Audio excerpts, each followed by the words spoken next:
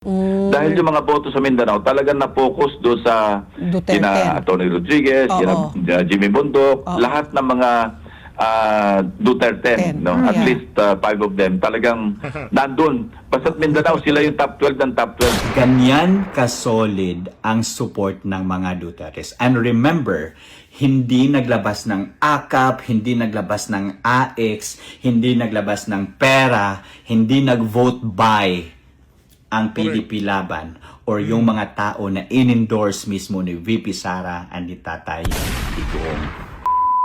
Galing na ho mismo dito kay Ping Lacson na talagang linamon ho sila ng mga taga-suporta nitong si dating Pangulong Rodrigo Duterte dyan sa Visayas at Mindanao. At dito rin ho sa video na to, pag-uusapan ho natin ang naging live na yan itong si Sir Tio Moreno. Napakahusay ho. Isa ho sa mga sinusubaybayan ho nating vlogger yan. No? I-follow nyo na ho, Tio Moreno sa FB. Napanood ho natin yung live niya kahapon at talaga namang ibang klase ho itong mama na to. Napakataba ng utak. Pero bago ang lahat ng yan, isang like at isang subscribe. Masaya na ho tayo dyan sa mga gusto sumali sa ating community. Yung joint button, nandyan lang ho sa baba. At dito rin ho sa video na to, papasadahan na rin ho natin na mabilisan itong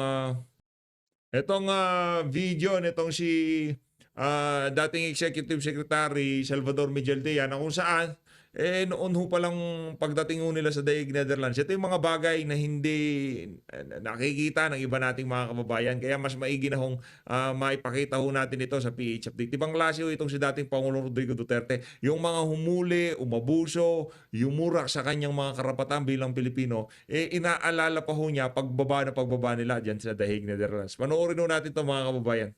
Makikita ko yan eh. Nung patating kami ng aeroplano dito, ang unang tanong niya sa akin nung landing na kami, may pera ka ba dyan? Sabi ko, meron yata akong $550 na Hong Kong. Kasi galing kami Hong Kong eh. Yeah. Yun lang ang laman ko, at saka may card ako. O sige, pagdating natin sa airport, pakain mo lahat ng mga kasama natin sa aeroplano. Gutom na lahat yan. Kalaban niya yan ha, yung pa yung nanghuli sa kanya ha. And then bilihan mo sila ng mga jacket nila kasi Malamig. malamig. Hindi nyo alam yung mga istoryang yan.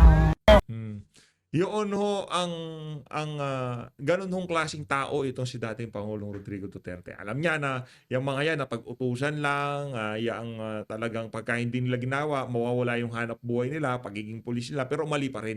Hindi yun excuse pagka mali, pagka tama, tama. Kung mali yan, dapat tayuan mo na wag mong wag mong sundin kasi illegal order eh. Pero ginawa pa rin ho nila, siguro meron silang mga binabayarang sasakyan, bahay at ang mga napagkakautangan. Kaya talagang tinablaho nila itong si dating Pangulong Rodrigo Duterte. Dito sa bahagi ng video natin na to, punta na ho tayo dito kay Sir Tio Moreno.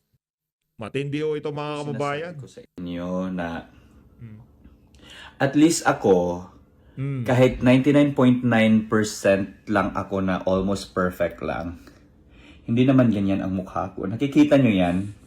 Ano masasabi ninyo? Grabe naman yan. To my 400 viewers,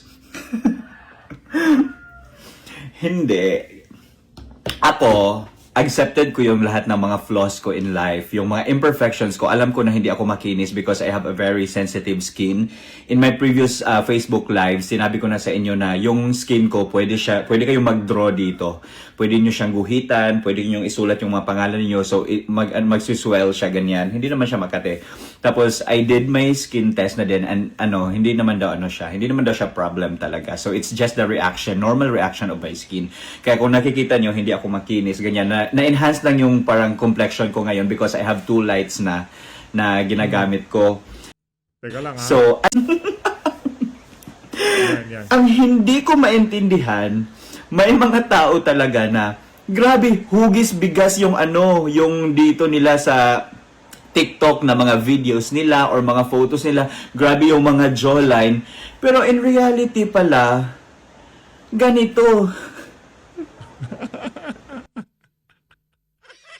Pambira oh. Si Ma'am Jam Magno palang babanatan niya dito. Ma'am, ano na tayo dito? Tuloy natin. Sige. Banatan mo lang, Sir Tio Moreno. Dito lang ako sa sideline. Sandali lang, I can't contain my talaga laughter. Oh, sorry. Guys, before kayo manglait ng ibang tao, siguraduhin nyo muna na yung filter na gamit ninyo ay sem-sem kung ano kayo sa personal. Dahil kung iba yung gamit ninyo na filter na sobrang perfect, define masyado yung mga jawlines, tapos yung mga yung cheek.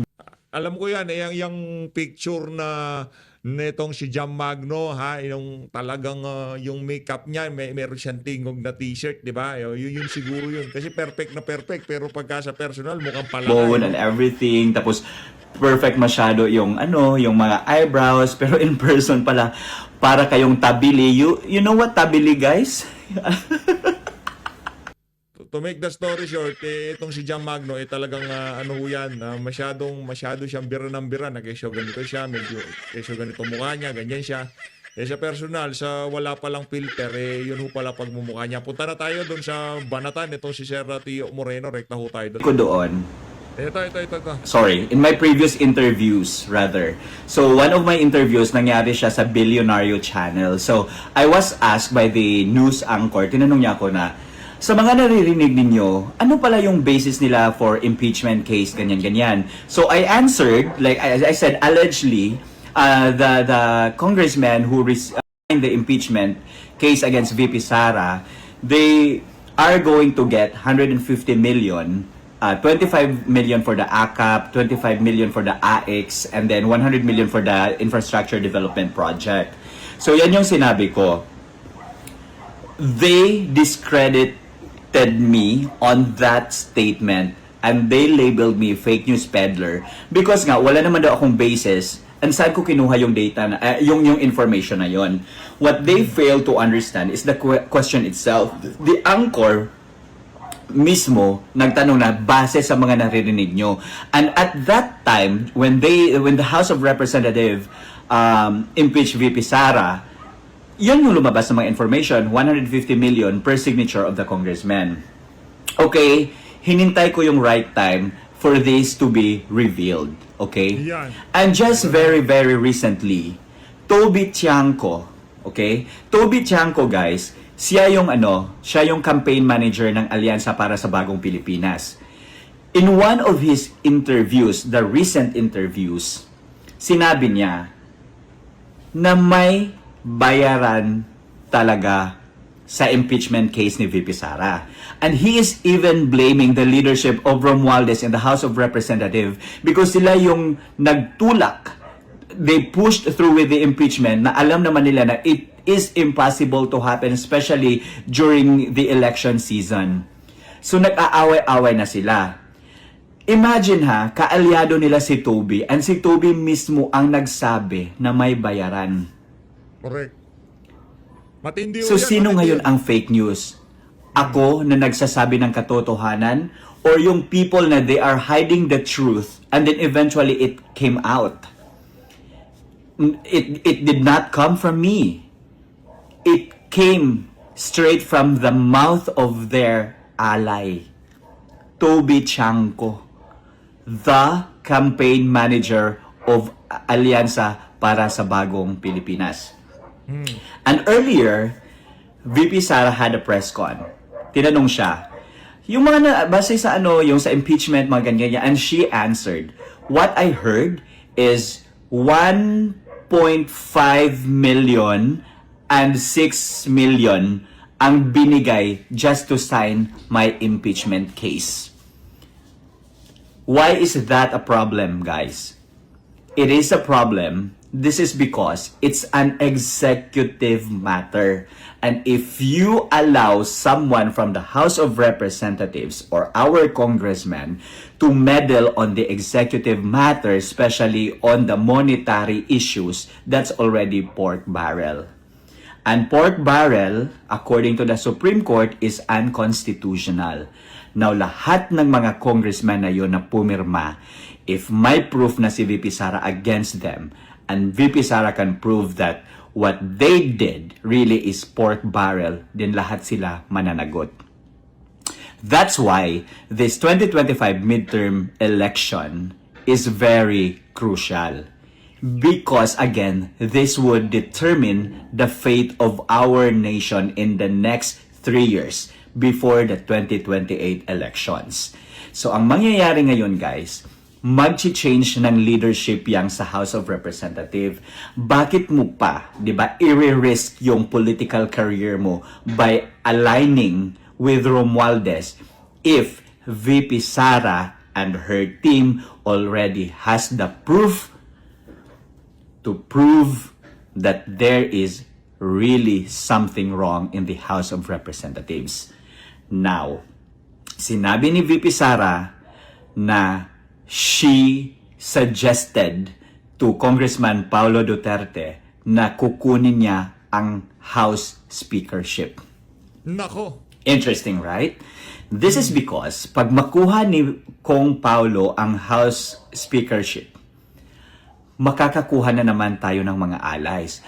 And those people who recently won and who signed the impeachment case of VP Sara, tatalikod na naman yan kay Romualdez and mag-aaslik yan sila kay Congressman Paulo. Interesting, right? This is what makes it more interesting. If Paulo will not be voted or will not get elected as the Speaker of the House of Representatives, he will get the minority post. And if he gets the minority post, tayo ang magiging opposition, guys. The real opposition. So, hindi na magiging opposition yung mga mga allies ni Risa Hontiveros, nila De Lima, because hindi naman talaga sila opposition ngayon. Sila ang Unipink. So, if Kong Paulo gets the minority leadership, then automatically, we will become the opposition. What's the pros and cons? Pag minority tayo yung mag-o-oppose sa lahat ng programs. And what's the cons? What's the pros? What's the positive aspect? We hold the data. We hold the details. And one big example there, guys, is the blank spaces in the bicameral report. What do you think is the main reason why the Supreme Court postponed the oral argument? Because they are not gonna win. The House of Representatives under the leadership of Romualdez. Maliwanag ho yun ha. Doon sa huling video natin, doon sa kanina, parang ano na yan, napag-usapan na hindi ho sila mananalo. Alam nila. And Zaldico, even including Stella Kimbo, they are not gonna win. Why? Hindi sila mananalo. How can they legally and factually explain the blank spaces in the bicameral report when in fact the people who used to be the opposition, say for example Raul Manuel of Kabataan Party List and the rest of his ilks, even said that they have not really noticed it until Vic Rodriguez and Congressman Ungab divulged to public that there are blank spaces in a bicameral report.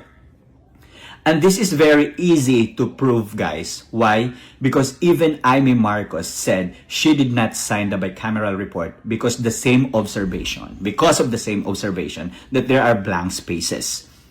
In one of her interviews, Stella Kimbo said na the blank spaces were filled in by the technical working group. And it is unconstitutional because if there are corrections within the bicameral report, even wrong spelling or basic grammatical errors, it will be given back to the plenary and they are going to vote whether or not this is already correct. And what they did, wala. They just let those people fill in the blank spaces. Now, how can Stella Kimbo prove that in the Supreme Court? Wala. Now, it's postponed. Supposedly, May 19. What date is today? May 17. 2 days na lang sana. Oral argument na. And sino yung makakalaban na sa oral argument? We have Attorney Vic Rodriguez. Gets? So, imagine, they thought that the impeachment will be their best weapon to pin down VP Sara and her allies. What they miscalculated are the consequences and repercussions of their miscalculated moves. Right? So that's the ganap in the House of Representatives. Now let's go to the impeachment. Recent interviews of Toby Chanko, if I'm not mistaken, ngayon naka-private na, hindi na inalaw ata because na-spread na siya, said that the impeachment is the reason of the dismal results of the recent senatorial election. Ang nangyari kasi, guys, let me reiterate this. There is no representative or candidate from Partido Federal, Bongbong Marcos political party, who won a senatorial seat. Wala. Kahit isa. Abalos, boom, Talo. ang layo. And that's after Abalos was endorsed by Vice Ganda and the rest of the Kakampamilya.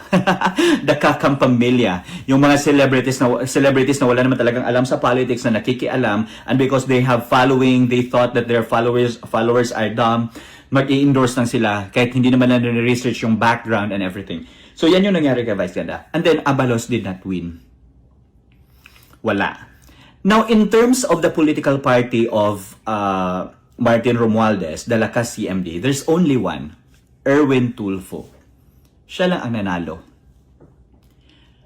So ito, ang bliname ni Toby Chanko is the move of Romualdez to fast-track the impeachment case. And Toby Chanko said that Bongbong Marcos did not even allow that to happen. Why is this important, guys? Why do we need to emphasize this situation? Because as I previously stated, Bongbong Marcos is not the only enemy. Hindi lang si Bongbong Marcos ang enemy natin. Maraming gumagalaw ngayon. There are power plays na nangyayari ngayon, guys. And one of the reasons actually why VP Sara resigned from being a part and a member of the Lakas CMD, it's because of that power play. That was also the time when VP Sara said, tambaluslus. Now, I hope nasundan na ninyo yung mga pangyayari, guys. So now, they are, pointing fingers kung sino talaga yung i-blame. According to Toby Chanko, walang nanalo sa kanilang party. It's because of the impeachment case. Last 2 days ago, sinabi ko sa inyo, I forgot. Sinulat ko pala. Sinabi ko, if you want to pin down someone who has 32 million vote counts, the highest ever vote counts recorded in Philippine history, don't expect na it would be easier for you to pin down that person. Why? You are not only demonizing or attacking that person, you are demonizing and attacking the people who voted for that person. So there are 32 million people na tinatapakan ninyo for you na ba-impeach lang talaga si VP Sara. You guys should respect democracy. In 2019, if I am not mistaken, in one of the speeches of former President Rodrigo Duterte, there was a move to impeach Vice President Leni Robredo. But because Duterte has respect to the democracy, he stopped and blocked the impeachment. Sinabi niya, stop that. Let's respect. The people have spoken. Siya ang pinili ng mga tao. Let her work. Parang ganyan yung non-verbatim. Magagaling mo talaga itong mga iniidolo natin, di ba? Yes, sinasabi ko sa inyo, wala man tayo sa yan, kalingkingan yung mga yan. Pinapakinggan natin yung mga yan eh. Malulupit ho talaga. Tio More, magagaling. Ibang klase itong mga na to. Sila ma'am, ano pangalan to? Ma'am Crescent Laureta Chu. Ay, mga idolo yan. Ma'am Jo. Naku, malulupit yung mga yan. Tuloy. Pero ngayon, guys, tahimik si BBM because he thought na the political maneuver of Romualdez would succeed. What he failed to consider is the fact, guys, na the maneuver of Romualdez is so shallow that it would not only affect his speakership in the House of Representatives, but it would also affect the image, the reputation, and the performance of Bongbong Marcos. So, i-connect natin sa kay VP Sara. Yan. When VP Sara was asked, what do you think is the reason why natalo ang mga kandidato ni Bongbong Marcos or yung sa admin slate? Ang sinabi ni VP Sara, because of the president. Okay, let's highlight this, because of the president. Ang ibig sabihin niya, ang ibig niyang ipaabot sa mga watchers sa interview niya, guys, is ganito. Yung president kasi natin, maraming mga mga plataforma in 2022, maraming mga promises na hindi nabuo or hindi there are many promises that weren't implemented. So one of the promises that Bongbong Marcos said is the 20 kilos of rice. Okay?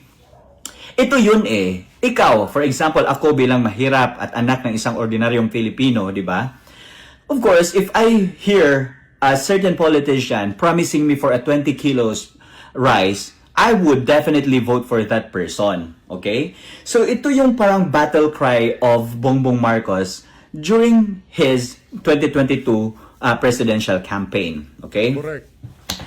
For the past 3 years, from 2022 up until now, walang 25 kilo ng bigas. There are 25 kilos that are being offered in Kadiwa centers, but not everyone can take advantage of that. Only those people who are located in near the Kadiwa centers. And because Cebu is vote rich, guys, if I'm not mistaken, 2 million or 3 million or 1 million voters, ganyan na lang, in Cebu, they implemented the 20 kilos per kilo of rice, 20 pesos per kilo of rice. Sorry, busog ako. Per kilo of rice in Cebu. And they thought that it would help them win the elections. Ang hindi nila na-realize, guys, is the premature implementation of that project. And the bad timing. Because if they are really serious in providing people the 20 pesos per kilo of rice, then they could have done that in 2022 up until now. But it's very impossible. And what's the reason of it being impossible? The president. Because the president is useless. The president doesn't know how to think outside the box and tick all the boxes there in order to get that 20 kilos of rice. And in order for that to be implemented nationwide, not only in Cebu. Very questionable. Bakit Cebu? Vote rich. Sa Cebu lang ba ang may mga mahihirap? Luzon, Visayas, Mindanao, walang exemption dyan. Maraming mga mahihirap. Right? So now, they cannot continue with that 20 pesos per kilo of rice because nga, binilisan nila yung planning and now it's not sustainable. Ginawa lang nila yan election time.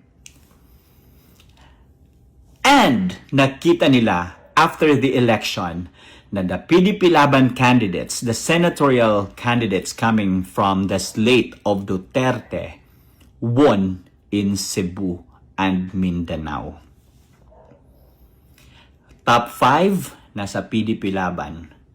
Ganyan ka-solid ang support ng mga Dutertes. And remember, hindi naglabas ng AKAP, hindi naglabas ng AX, hindi naglabas ng pera, hindi nag-vote buy ang PDP Laban or yung mga tao na in-endorse mismo ni VP Sara and ni Tatay Digong. Mm. Ngayon guys, wala na, nagkaletse-letse na sila. Now is the Laglagan Festival. Nako, yan Now ang they are Laglagan pointing fingers Festival. now who is to blame. Toby Chanco, he is blaming Romualdez. Bongbong Marcos, he is blaming Romualdez. Romualdez, he is blaming the other side. Toby Chanco. Ang problema dito, si Romualdez, hindi niya ma-blame yung pinsan niya, si Marcos Jr. Pero itong dalawa, si Toby at itong si Marcos Jr., dito sinisisi si Tambaluslos. Si Tambaluslos, sinisisi niya si Toby Chanco. Si Tambaluslos, di niya pwedeng sisihin si Marcos Jr. Ang sakit. Ang hirap nung Brad. Laglagan Festival And with VP talaga. Sara, she is eating popcorn, watching them shatter from all their dreams to become the next president and vice president of the country. Again, the eagle does not only fly, the eagle also takes notes. And VP Sara has taken notes of everything that they've done in the country. And our next move, impeachment. All we need to do is to get more numbers in the House of Representatives in order to kick out that president who doesn't know how to lead. The president who is currently acting as a puppet because nga walang bayag. Spineless president. When he allowed the ICC to enter the country, despite the billions of confidential and intelligence fund he has, it speaks volumes about his leadership. Correct. His leadership is so weak, and that is something that he doesn't want to accept. And sino yung nagbulgar niyan? Si Tatay Digong. Sinabi niya, you are a weak leader. Tatay Digong also attacked the House of Representatives by saying, you are the most rotten institution in the country. Boom! Dinala nila sa Hague si Tatay Digong, in-impeach nila si Sara. There are talks of baste maging na isususpend. They attack Kong Pulong's project and programs. All because the Dutertes are resisting the tyranny that they are currently spreading across the nation. Right? Basa muna ako ng comment. Dito ako sa kabilang phone kasi ang bilis dito. Okay. Ayun na, habang nagbabasa ng comment, lipat na ho tayo dito kay dito kay Ping Lacson. Ito, tuloy ho tayo dito kay Ping Lacson. Pakinggan nun natin ang kanya naging interview dyan sa ASPN. Based on the results of the elections, hindi lamang dito sa senatorial race, pero across all, di ba, kahit sa yung mga local executives na ibinoto, alam naman natin ang midterm election, parang referendum vote.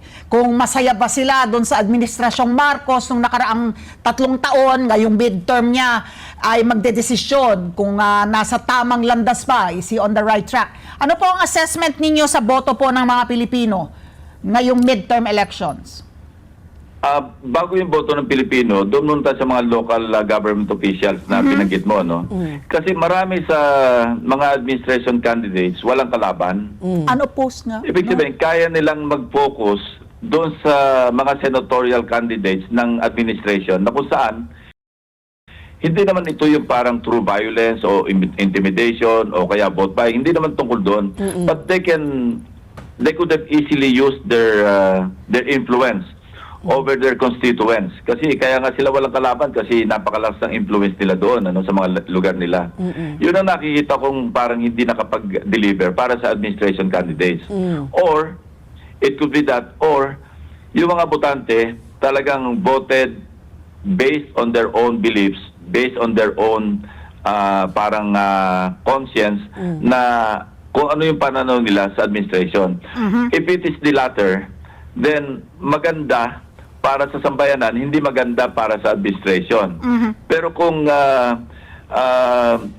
partisan lang yung naging batayan dahil kasi let's face it, meron talagang merong involved na hate o yung pagkagalit doon sa pagka-aresto ni dating President Duterte. Duterte. Kitang-kita yun sa balota. Yes. Kasi ang one thing going for us, kami ni na Tito Sen, si Erwin Tulfo, yung pumasok kaming 5. No? Na-overcome ng mga boto namin sa Luzon and some parts sa Visayas, yung kawalan ng boto sa Mindanao. Kaya nga kung mapapansin nyo, mabababa yung mga bilang ng mga boto namin, kami mga pumasok. Dahil yung mga boto sa Mindanao talagang na-focus doon sa Duterte. sina Tony Rodriguez, sina Jimmy Bundok, lahat ng mga Duterte, at least 5 of them talagang nandun. Basta't Mindanao, sila yung top 12 ng top 12. Nakita ko yan eh. Doon sa, Galing na mismo kay Ping Lacson yan, ha? kasi makita mo na sa website Yeah. yung pasok ng mga boto eh. So, ganon. So, it's good kung independently nakaboto talaga yung Pilipino based on what they think is best for the Philippines. Hindi yung not what they think or what they thought masama doon sa kanilang sabihin na natin sa kanilang principal. Yung pinaniniwalaan ng leader.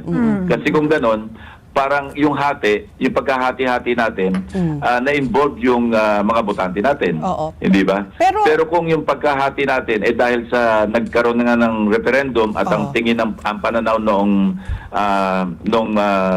grupo ng taga Mindanao, masama yung takbo ng administration, okay lang yun kung doon binase yung pagboto. Pero kung binase yung pagboto sa personalities at doon sa kanilang alliances, hindi rin maganda yon para sa ating bansa. Kasi lalo tayo magkakahati-hati. Yun na nga. Speaking of hati-hati, Senator Ping, nakikita mo ba talaga, at least sa Senado, na magkakaisa? There's unity. Kasi nga, kung babasahin natin dito sa naging election, ako ang basa ko dito, 552, talagang very divisive, very polarizing. Talagang buti na lang nga, nakapasok si Kiko Bam. No? Otherwise, parang hating-hati. Parang naging Marcos versus Duterte. Ngayon po, kayo po, sa Senado, kayo ba ay kumpiyansa na pwede talagang tanggalin na po yung mga kulay at pwede ba magkaisa para talaga sa bayan? I think we can move on from the Duterte-Marcos effect dito sa midterm elections. No, pagdating sa... Kasi pag nandoon naman kami, alam mo, pag nagko-caucus na kami, pinag-uusapan yung legislative agenda, ano yung pa-prioritize, ano yung uunahin sa mga dapat gawin ng Senado. Sa tingin ko, yun ang first right step, no? First step to the right direction kung saan kami dapat lumagay. Depende yan sa leadership din ng Senado kasi pagka yung leadership ng Senado hindi nagpa-participate sa divisiveness, gano'n ang mangyayari, mapapabilis yun. Pero kung yung mismo leadership ng Senado may involve pa doon sa pagdi-divide ng mga alliances, no?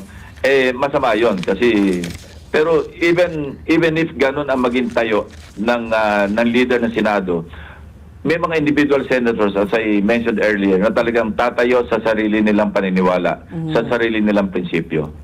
Senator Ping, ano pong assessment niyo dito sa conduct ng May 12 elections? Yung para sa mga lumang tao, nakakagulat na ganito kabilis, ganito ka-transparent. Pero I'll ask for your assessment po. Masaya kayo dito sa naging conduct ng May 12 elections ng COMELEC? Ang isang pagbabago na na-introduce ni Chairman Garcia, yung bang simultaneous, kung saan pinapadala yung pag-transmit ng resulta direct from the precincts, Kaya mahirap sabihin na nagdayaan unless massive o kaya talagang systematic yung ginawang pagdadaya. Mahirap pagsalita ng tapos kasi magra-randomize sila, di ba? Magra-random random manual counting. So doon maganda yung practice na yon.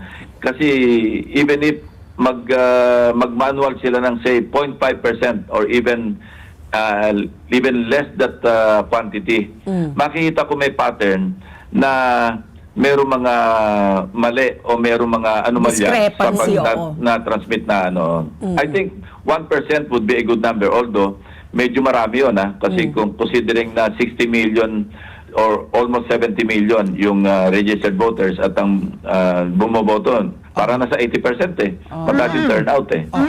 So mahirap magsalita ng tapos, pero maganda yung gagawin nila mag-random sila para maka-establish ng pattern. Kung merong lalabas dito mga glitches o kaya may mga maling transmission, okay. Kasi may mga report na nauna na parang sinasabi nila iba yung lumabas sa resibo, but I don't buy that, ano. Yeah. Kasi mostly chismis yun eh. Wala naman basihan, wala naman pinakitang ebidensya na nangyari talaga yon. So let's wait for sa akin ang test dito, ang best test as of now yung manual counting na ira-randomize nila. Oo. Senator Ping, binanggit mo kanina, no, depende sa liderato po ng Senado. Nakikita mo nyo ho ba na magkakaroon po ulit ng panibagong syempre, no, talagang kailangan yung magkakaroon ng mga bagong komite, mga chair, yung Senate President po at saka yung mga committee chairman, sila ba nagja-jockey na ba kung ano yung mga komite ang hahawakan po nila? May jockeying ba talaga? May jockeying yan. May jockeying yan, di ba, Senator Ping? Akin ang Blue Ribbon. Hindi jockeying ang tawag, bargaining. Bargaining. Okay, a nicer Kung term. halimbawa Kasi kung kanina halimbawa inumpisa nyo na sa mga kabayo eh. Kaya sabi ko, sige, jockey. So, Senator Ping, anong nakikita nyo pong dynamic po dyan sa Senado pagpasok nyo po? Ano po, sino magiging may bago bang Senate President? Sino mga chairman ng Senate Blue Ribbon Committee? Appropriations? May napupusuan na ba? Nag-uumpisa na ho ba ang bargaining?